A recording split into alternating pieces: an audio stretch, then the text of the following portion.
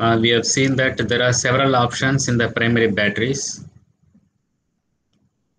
and we have also seen one table which gives all the information about several primary batteries, very specifically the anode, cathode, cell reaction, theoretical potential, capacity, specific energy theoretically, and how much practically it can be obtained, etc. Am I audible? Yes, sir. Yes, sir. Yes, sir. I'm not able to hear anybody. What's the problem?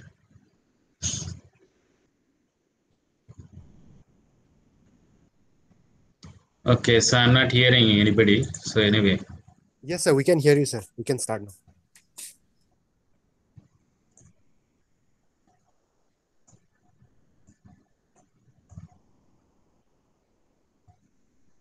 Okay.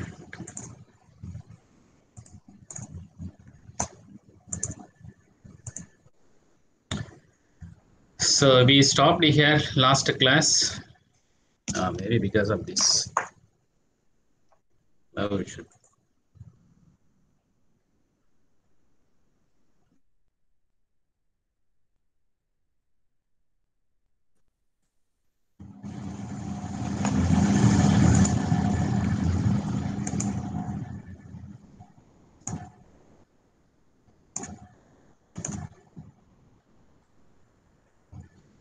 Is it visible now? Yes, sir. Visible. Yes, sir. Okay, okay, okay. So we stopped here, which shows the fabrication of the primary battery, zinc carbon battery. There are other names for this type of battery, zinc manganese dioxide battery, etc. So the can itself acting as a anode in this case, and then to separate anode and the cathode, we need to have a separator, then make a bopin. I will explain what is bopin, maybe next slide or next to next slide. And this carbon rod provides three purposes: skeleton, then current conduction, and also provides the pathway for escape of these oxygen, hydrogen, if at all they have developed. So once electrolyte is filled, so cover it, seal it, label it, then it is sent for market. The zinc anode that is being used for battery application is very high pure. It's a battery grade zinc, as you see. 99.99% purity.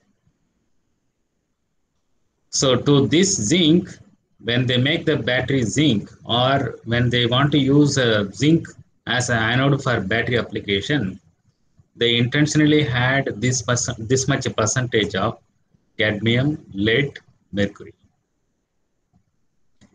So the purpose of adding lead is to make zinc processable. Okay, so processable. So that the zinc can be processed. Then other purpose of adding these metals are to inhibit hydrogen evolution due to overcharging or gas evolution.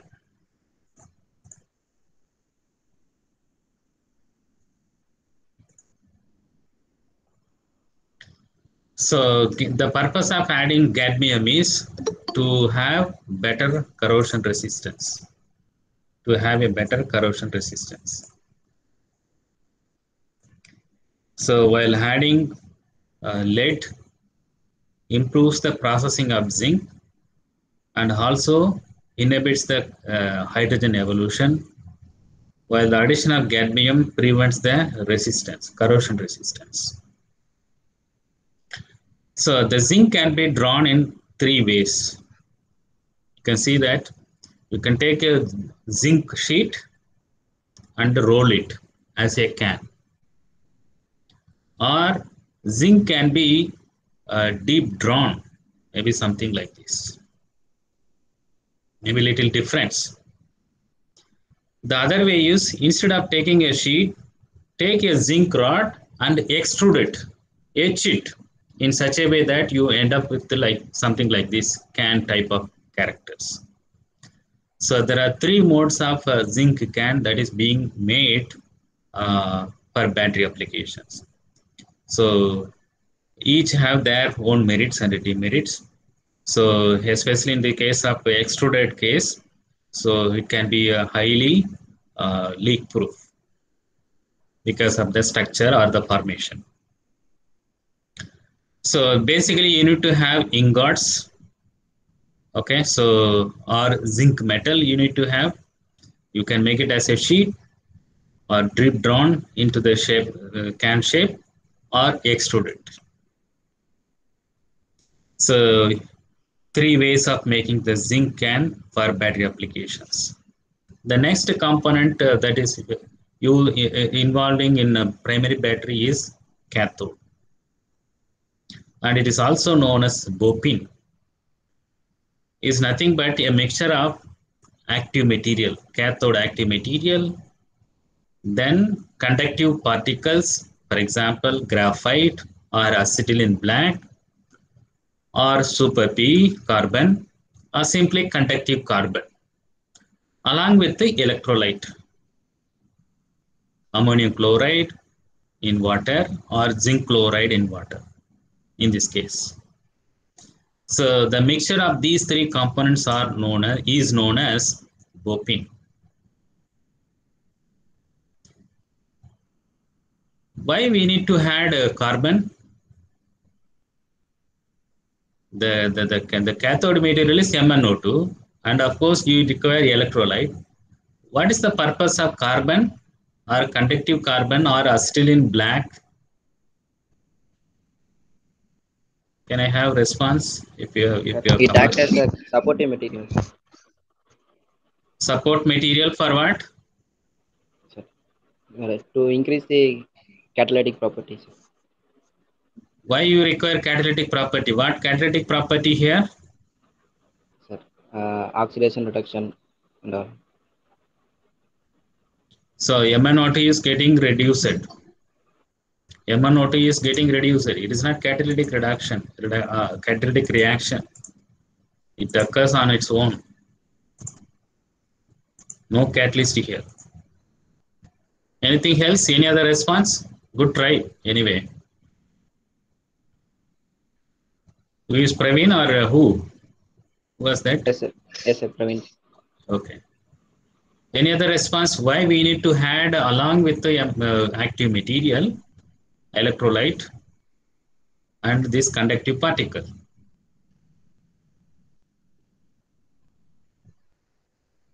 So to increase the conductivity. Conductivity of? Electrode. Which electrode? Carbon electrode. Oh. Which is anode here? Zinc. MnO2. MnO2. Mn. Zinc is also, MnO2 is a cathode, excuse me. Zinc is an anode, which is already a metal conductor. MnO2 is not a conductor. Maybe semiconducting, very poorly semiconducting, more like insulating. And it is in the form of a powder, grains. Powder is consisting of grains. And you make it is in the form of an electrode, but still you will have grain boundaries. How the conduction take place? So the charge or the electron should travel from one particle to another particle. If there is a empty space between two particles, two grains, it is a big resistance for the electron to move. So to bridge that gap or this diffusion length, so if we have a conductive matrix in between these grains, so movement of or mobility of electrons can be facilitated. So in order to increase the conductivity of, rightly said, conductivity of the active material grains, so these conductive carbons are added. Generally it is conductive carbon. Not only in this primary battery, most of the batteries, including lithium ion battery. Okay, how much percentage? some percentage. It varies from 5% to as high as 20-25% of carbon black. In our lab, we had a maximum 15 to 20% of carbon black we had to the conductive, active material. Then process it in the form of a electrode. So the combination of MnO2 conductive particle and electrolyte is known as BOPIN. Okay, so it bridges the particles. This conductive carbon bridges the grains, MnO2 grains, thereby conductivity is facilitated. Okay, and also if you have a more carbon, better capturing of the electrolyte.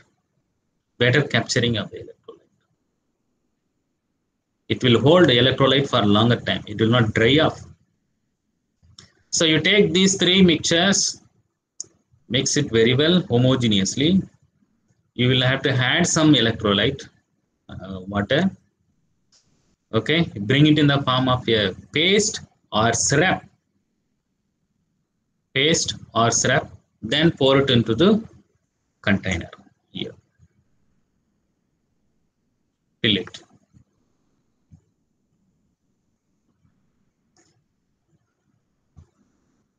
So you can see that this major portion consists of water. 60 to 70% by volume consists of water. So this is the ratio one can have it. BOPIN can have 3:1% of manganese dioxide and carbon. So that is roughly 70% of MnO2, 25% of carbon. That's why I told as high as 20 to 25% of carbon is added. In terms of weight, it can be 11:1%. So, for example, in applications like these, photo flash applications, you can have very low amount of MnO2. 1:1, more carbon. More carbon. So, good conduction is expected when we have more carbon. So the take home point is, so the next important component in the primary battery is BOPIN, which is a mixture of active material, conductive carbon, and electrolyte. So this BOPIN consists of as high as 70 to 70% of MnO2, manganese dioxide. You see here how many types of manganese dioxides are available. NMD, AMD, CMD, EMD. Natural manganese dioxide, activated manganese dioxide, chemically synthesized manganese dioxide, and electrolytic manganese dioxide. Several types manganese dioxide taken from nature, naturally available minerals, NMD. Then you take that and activate it thermally or by some means, make it more reactive, AMD, activated manganese dioxide. One can also synthesize MnO2 by means of chemical synthesis. You take any manganese dioxide and decompose it. Take manganese nitrate, manganese sulfate, or even manganese chloride, decompose it at 600, 400 degree. We are going to get MnO2. Chemically synthesized manganese dioxide, CMD. You can also make MnO2 by electrodepositions, electrolytic manganese dioxide.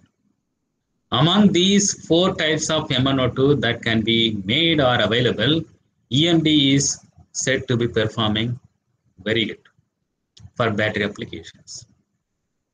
Especially, you can get high cell capacity and rate capability if you use EMD compared to CMD, AMD, NMD, etc.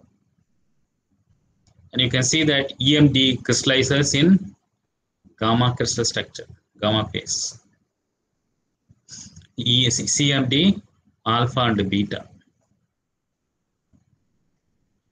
Maybe when we see the alkaline dry cell, I will introduce how this electrolytic MnO2 can be synthesized.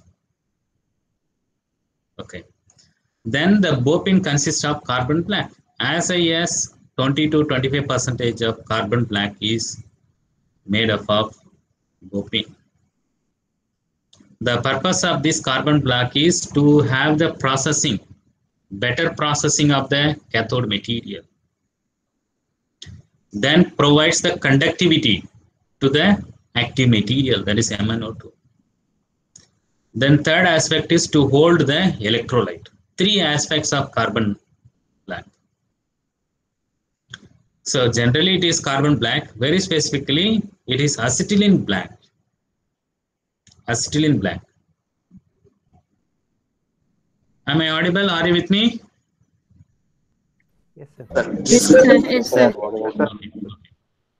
What is acetylene black? Can anyone elaborate if you have come across? Acetylene, you know. What is acetylene black? What is acetylene?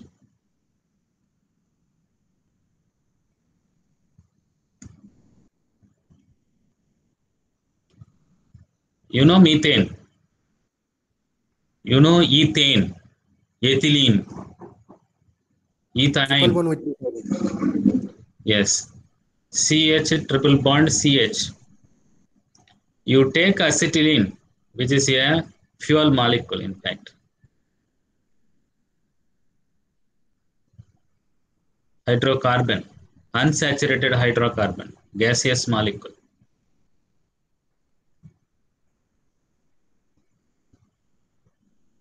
Then remove all the hydrogens. What are you going to get? You are going to get carbon, only carbon. And that becomes conductive. In solid, I would have shared another story. The invention of Nafion, non-stick tawa, a coating applied on the non-stick tawa. Didn't I? How this Nafion is made? What is Nafion? Have you heard about Nafion?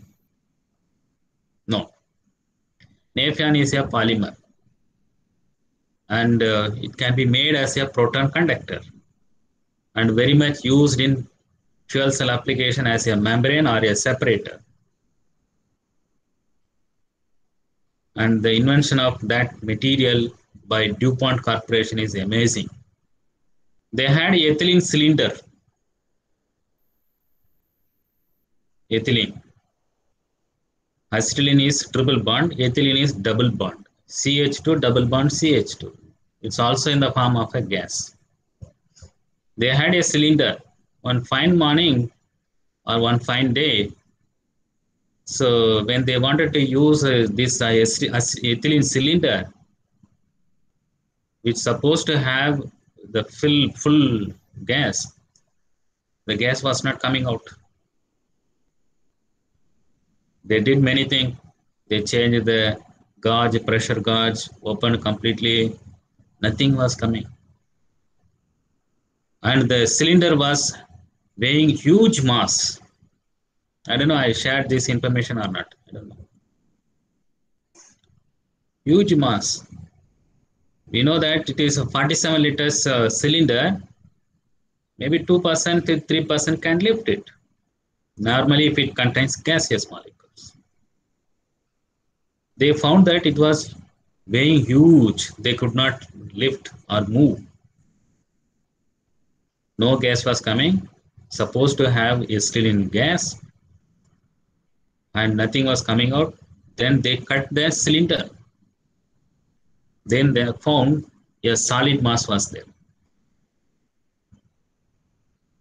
That solid mass is the basis for developing fuel cell membrane.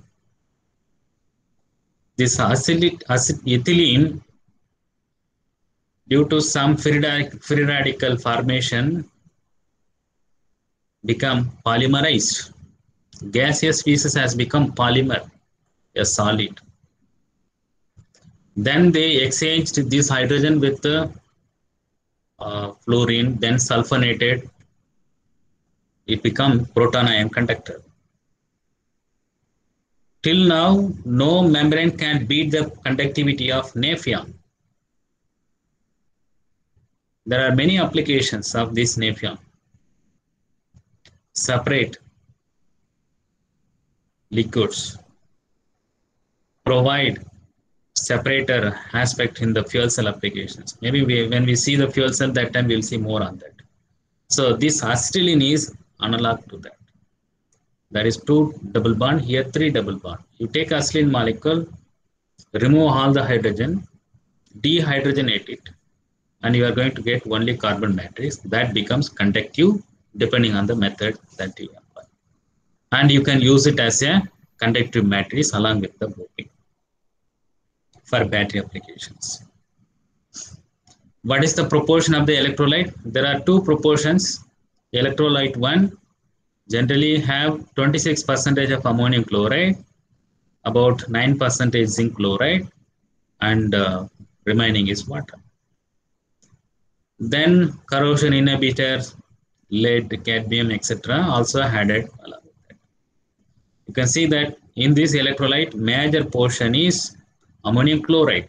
Because of that, this dry cell is also known as zinc ammonium chloride battery. Zinc ammonium chloride battery. In the case of the other ventures, they use other combination of electrolyte. They remove ammonium chloride, only zinc chloride.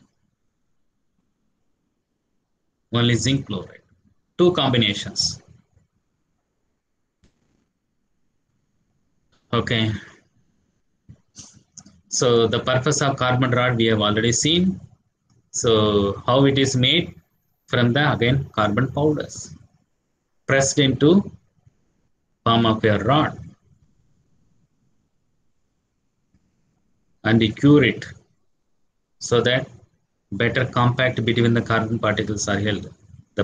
Okay, so that carbon rod can act as a good conductor during discharge. So separator is to separate the anode and the cathode and permit only the electrolyte ions, ion conducting, as we know.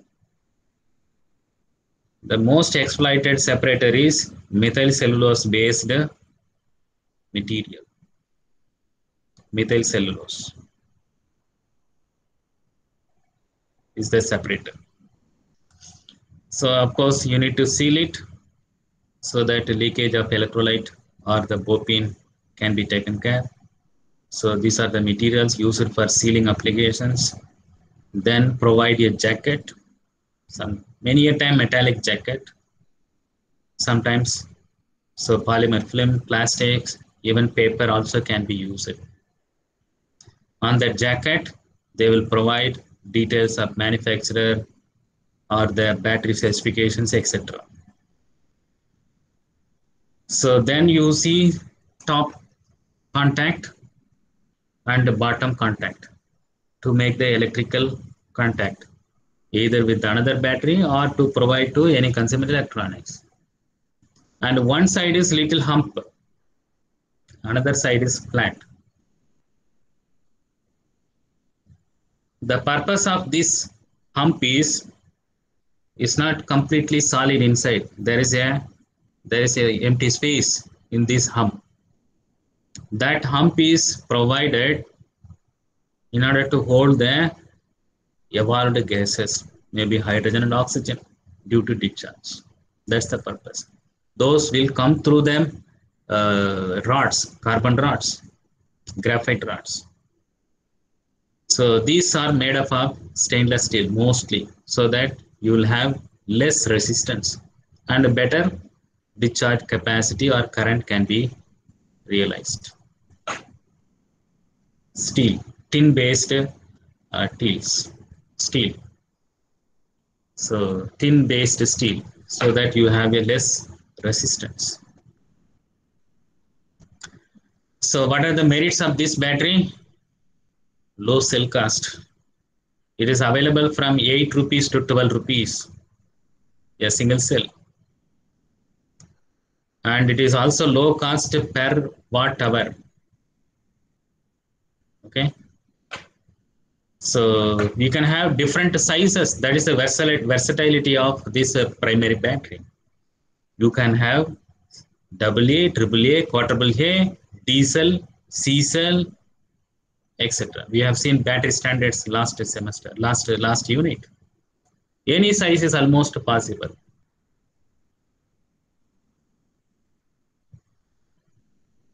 And it can stay on the shelf for years, 2 years, 3 years. What are its demerits? Low energy density, of course. Low energy density. Then I think these are all, you can read it. All other things. So general comments, it can be very much used for low power, low energy consuming applications. Very much used in remote controller, flashlights, toys, etc. That's all about zinc ammonium chloride battery or zinc MnO2 battery, or simply known as dry cell. The same dry cell you can make with alkali. So far we had only two formulations for electrolyte. Electrolyte formulation one having ammonium chloride and zinc chloride. Another one only zinc chloride. No acid or no base. The same zinc carbon battery or ammonium zinc MnO2 battery can be made with the alkali electrolyte. So this is the actual dry cell. Primary dry cell, alkaline dry cell, very specifically. What is the purpose of having this alkali dry cell or using alkali as an electrolyte? You will see that you can get higher capacity, better capacity compared to zinc ammonium chloride as an electrolyte. What are their components? Similar components. Zinc, MnO2, MnO2 as a cathode, all other things. Only difference is KOH is used as an electrolyte. KOH is used as an electrolyte instead of ammonium chloride, zinc chloride and ammonium chloride.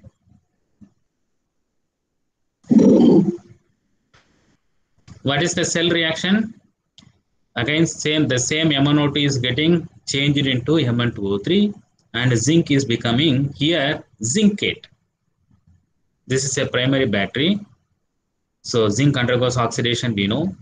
There it is some zinc chloride formation because zinc chloride, ammonium chloride, zinc chlorides are already present. Here KOH is the electrolyte and it directly forms zincate.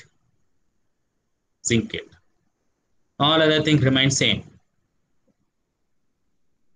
So it can be made in the form of a D cell or even button cells. Even button cells possible. How it is made? This is how it is made. You take a container, degas it, remove greases or some adsorbed particles or oils, etc. Degas it, cathode can. There it was anode can. Here it is cathode can. See the difference. Then, so conductive surface is made on this container.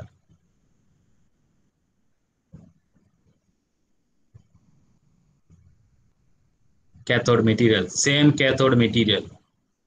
Only difference is instead of ammonium chloride, zinc chloride, here you have KOH. KOH, little KOH, along with the bopene. That's the cathode. So separator, then fill the electrolyte. Now you insert the zinc. You would have seen this difference. It looks similar. This primary battery looks similar. Some batteries will have carbon rod. Some batteries do not have the carbon rod. This is the difference. Alkali dry cell do not have the carbon rod, but it looks there is a carbon rod. But there is a difference. So then seal it against leakage, then apply the current conductions, provide the label, and it is done. This is the overall processes. As I told in the last class, all these processes are automated. You provide the ingredients, starting materials, and you get the finished battery. All these processes are automated. Okay, so the cathode components is the main difference here. So cathode is again same MnO2 conducting carbon, and instead of zinc and ammonium chloride, here you have KOH, aqueous KOH, and some binders in order to bind the particles. And the MnO2 used here is for battery application mainly EMT. As we know, it provides high capacity and high rate capability in EMT. And this EMT can be prepared by simple electrolytic preparation method. How? You need to take some manganese salt, maybe manganese nitrate. So then electrolyze it or electroplate it. So MnO2 will be deposited from the manganese nitrate. Basically Mn2 plus is there and nitrate. So when you apply certain potential, this nitrate will be converted into ammonia. Then ammonia, when reacting with the water, it becomes ammonium hydroxide, NH4 plus OH minus. Now we have OH minus, manganese 2 plus. This will combine in situ, will make manganese hydroxide, which is unstable, will decompose even in the water and become MnO2. This is how this electrolytic MnO2 is made.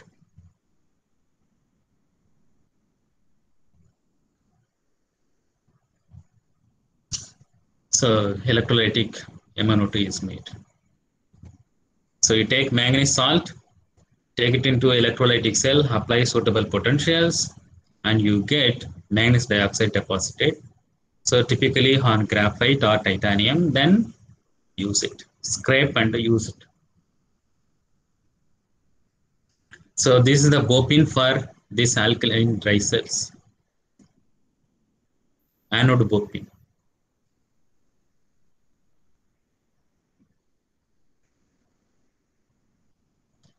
So electrolyte is added, corrosion inhibitors, softening of zinc are also added along with it. Okay, so the components and their purposes, I think these are all not very rigorous to teach. So battery grade powder zinc is used, and then it's not can here. In the case of previous, it is can. Here again zinc powder. So that has to be made as a paste and electrolyte, electrode.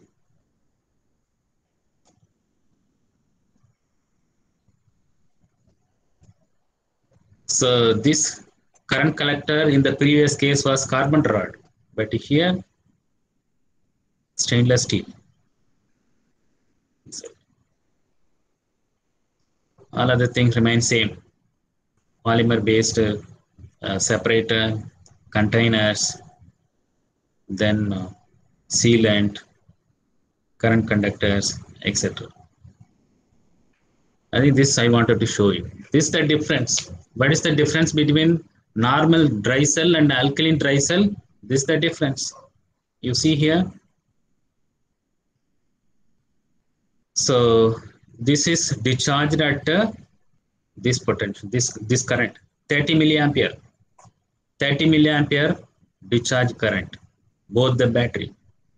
Zinc carbon battery, alkaline dry cell. And this is discharged at a little higher current, 500 milliampere current. So when the battery is subjected to 500 milliampere, normal dry cell works for about 5 hours. Whereas alkaline dry cell works 5 times longer. So this is the difference you can get. Why alkali based dry cells are in the market?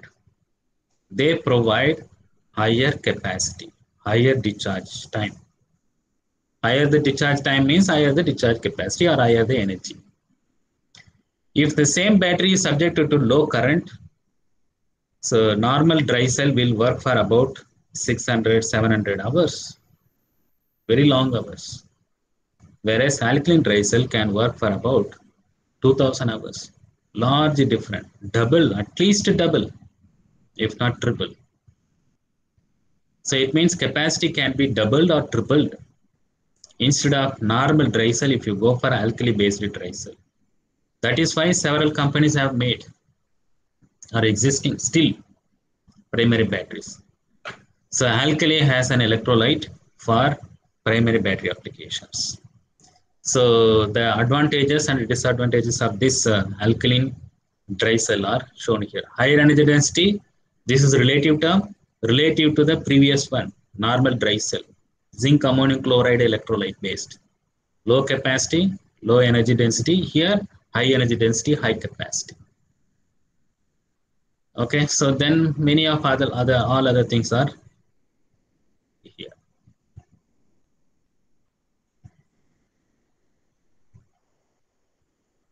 So whether it is a normal dry cell or alkaline dry cell, they find their applications widely in consumer electronics. Low power or low energy requiring devices, consumer electronics like torchlight, remote controller, or toys, etc. So it provides good rate capability. Dry cells provide good rate capability. It can even pull this toy trains or cars, etc. Such a high discharge is possible. Deep discharge is possible with the dry cells.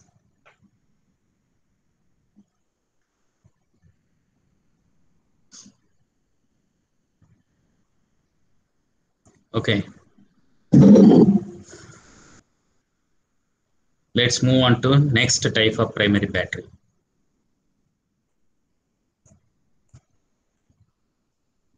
Next type primary battery.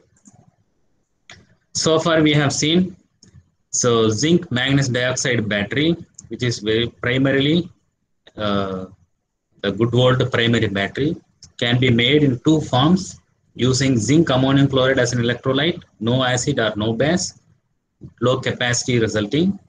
The same battery can be made with the alkali as an electrolyte. It can provide a higher capacity or higher discharge time. Higher discharge time. They are known as alkaline dry cells. Alkaline dry cells. Okay. So here, instead of MnO2, air is used as an electrode, as a cathode. As a cathode. Generally, you can take any reactive metal combined with the air. The phenomenon of metal tarnishing can be used as a battery basis. So this is the cartoon of a metal hair battery. You have a reactive metal, then it is exposed to air. What will happen? Reactive metal is exposed to air. The metal surface will undergo oxidation or tarnishing. Metal surface will become oxidized, tarnishing. If you carefully separate this metal surface and how this air or oxygen can interact, it is possible to make a battery which is known as metal air battery. When I say metal tarnishing, metal is undergoing oxidation. Oxidation, loss of electron. When metal is undergoing oxidation, something else should undergo reduction. Here, air, which comes at least 79%, 21% oxygen, remaining nitrogen. 21 volume percentage of oxygen is there in the air. Metal undergoes oxidation. This oxygen will undergo reduction. Depending on the metal, it will undergo oxidation at a particular potential. Oxygen also undergoes reduction at a particular potential. When you combine them with a suitable electrolyte, maybe it is a lithium, you use a lithium electrolyte. If it is sodium metal, reactive metal is the sodium, you use sodium electrolyte. Or potassium, calcium, aluminum, iron. And you are going to develop respective metal air batteries with the development of significant galvanic potentials.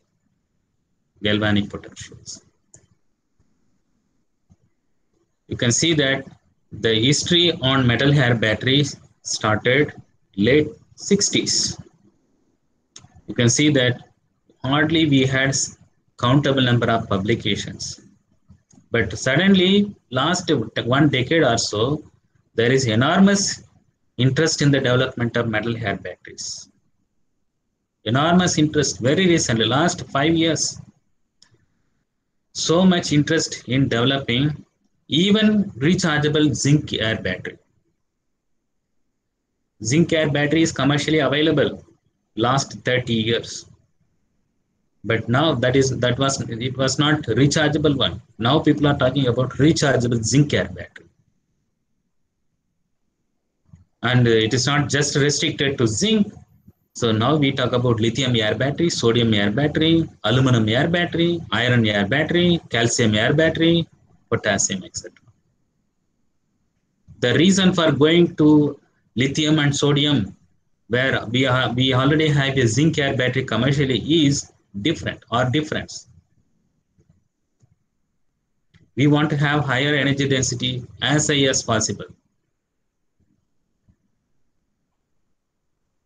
You remember Battery 500 project headed by IBM Corporation. You can look up that website, battery500.com. Please have a look. There is a Battery 5000 project also.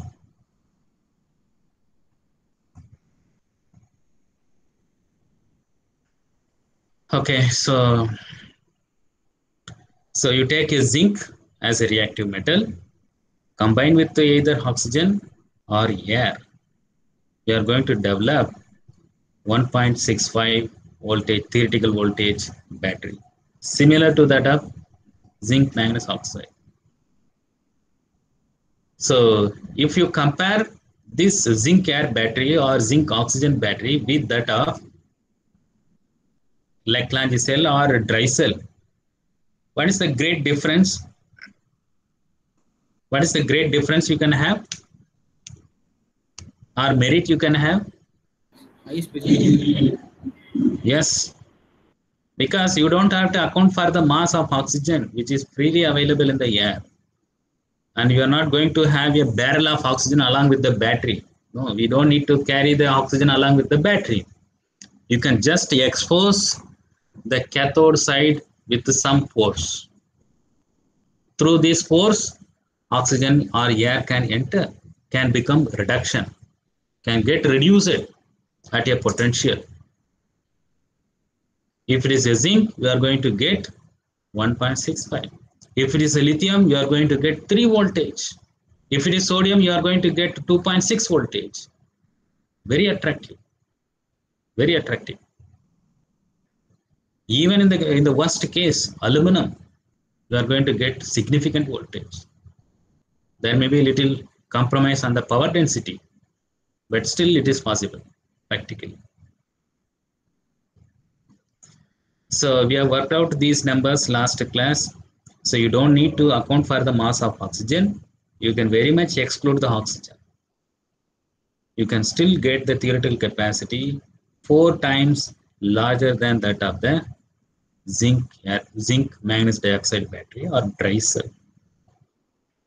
And you can see that in the case of zinc air battery, almost theoretical energy density can be obtained, volumetric energy density. Much better than this primary battery, dry cells. Much better. So that's why it has become already commercial. Zinc air battery is very much available in the market. So make zinc air battery and start using it. If you want to use zinc air battery for later use, you hide the pores of oxygen inlet. Whenever you want to use it, you remove that, give the air access. This is the merit you are going to get for general metal air batteries. Unlike metal ion batteries or primary batteries. Since mass of oxygen, mass of a cathode need not be accounted, you are going to get high energy density. You will see that in the case of lithium battery, I don't know whether in this semester, lithium air battery, this semester or next semester, it's going to be 10 times higher energy density compared to the conventional lithium ion batteries. If you develop theoretically lithium air batteries. Flat discharge profile, no sloping, constant potential. In dry condition, it can stay for a long time. Zinc, aluminum, iron, they are all friendly materials. And aluminum and iron, even zinc, large abundance. So the battery can be affordable. Of course, there are demerits. So there are demerits. Maybe we will see the specific demerits later. Electrolyte flooding is one demerit because one side, cathode side is always open. If it is a liquid electrolyte, it will overflow, it will come out, leakage. That's one syndrome with this type of metal air batteries. And oxygen has to enter through the pores, O2, oxygen, gaseous species, it has to dissolve in the liquid electrolyte.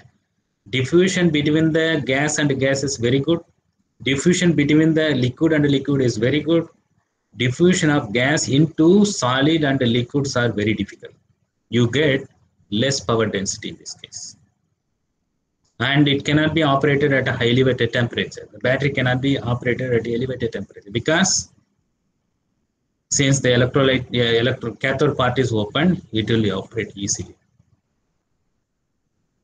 Another syndrome is CO2 formation. I think I have some information on that later. We have several options in the case of metal air batteries. Lithium air battery, sodium air battery, calcium air battery, magnesium air battery, iron air battery, aluminum air battery, zinc air batteries. Their theoretical voltage, theoretical specific energy. This number is 10 times compared to that of the conventional lithium ion battery. It literally means that if battery 500 project is fully developed, so and it can be, if it is implemented for electric vehicles, in one charge you can cross 10 times longer distance compared to the electric vehicle having conventional lithium ion battery. That is how it has become very attractive, especially lithium and sodium air battery systems. Lithium and sodium air batteries. So please try to evolve these numbers. Okay. So try to get these numbers. You note down these systems, including mass of oxygen, excluding mass of oxygen. Even if you include, this number is at least 5 times higher than that of the conventional lithium ion batteries. Always compare with the lithium ion battery because that is the secondary, most prominent secondary battery we have with the high energy. So now you compare with that high energy conventional lithium ion battery with that of the theoretical capacity or energy density of lithium air battery, you get 5 times, at least 3 to 5 times higher energy density, including oxygen mass. If you exclude oxygen mass, which is actually the practical one, you are going to get 10 times higher energy density. You believe it or not, this energy density is equal to the energy density of a gasoline you can get from 1 liter.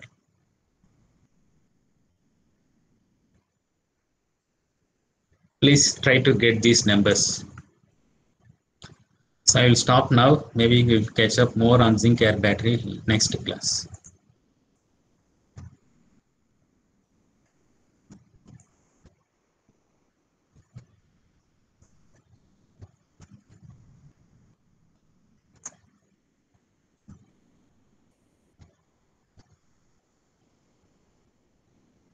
So if you have any comments, clarification, you can ask.